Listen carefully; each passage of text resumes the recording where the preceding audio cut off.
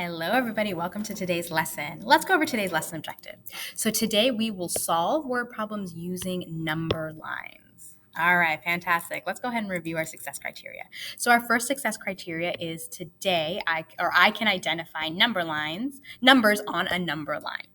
And our second success criteria is I can use number lines to solve word problems. All right, so those are our two lesson success criterias. Let's go ahead and review our vocabulary words. So our first vocabulary word is a word problem. So a word problem is a few sentences describing a real life scenario where a problem needs to be solved using math. All right, it's kind of like a story and we have a problem and we need to figure it out using math. All right, our next vocabulary word is to represent. To represent is a way to show something in some way. So over here I have 1, 2, 3 dots, and I'm going to represent that with the number 3. So represent is just a way to show something. So the number 3 represents 3 objects, or in this case, 3 dots. All right. And last but not least is a number line. So a number line is a straight line that represents numbers in their correct position. So over here I have my number line. It's a straight line and it has numbers 0 through 10. So it is showing me where all the numbers are in relation to each other and in their correct position and in the correct order. All right, let's go ahead and get started with our word problem for today. So our word problem for today says Aaron has 12 pictures from a field trip and 5 pictures from a party. Use a number line to show the total number of pictures Aaron has.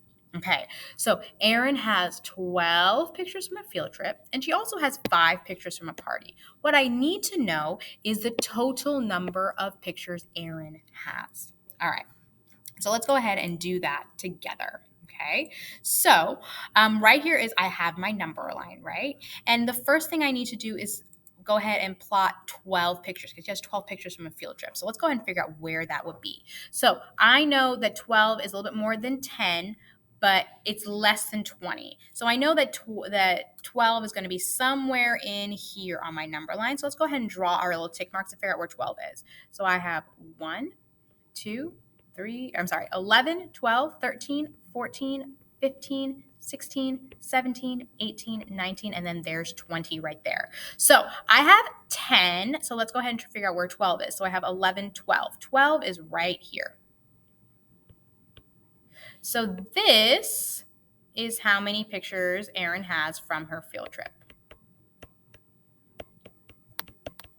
Now, I know that Erin has 5 pictures from her party, right? But instead of starting over here, I'm actually going to go ahead and start at 12 because I'm trying to figure out how many pictures she has all together. So if I put the 5 here, I'll be able to figure out where to go, right?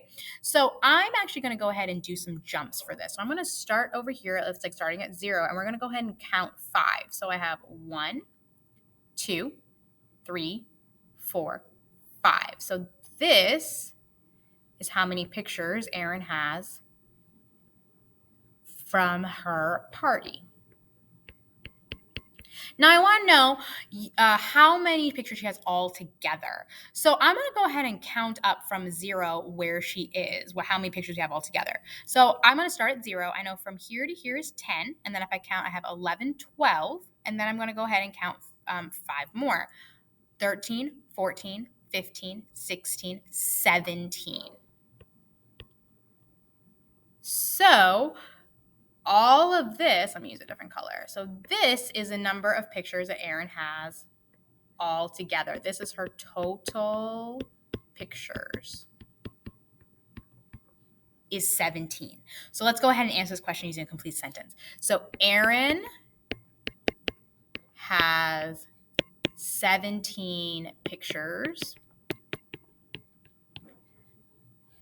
in total. All right, fantastic. Let's go ahead and review our lesson objective for today. So our lesson objective for today was that today we solved word problems using number lines. All right, fantastic. I hope this was helpful, and I'll see y'all next time. Bye, guys.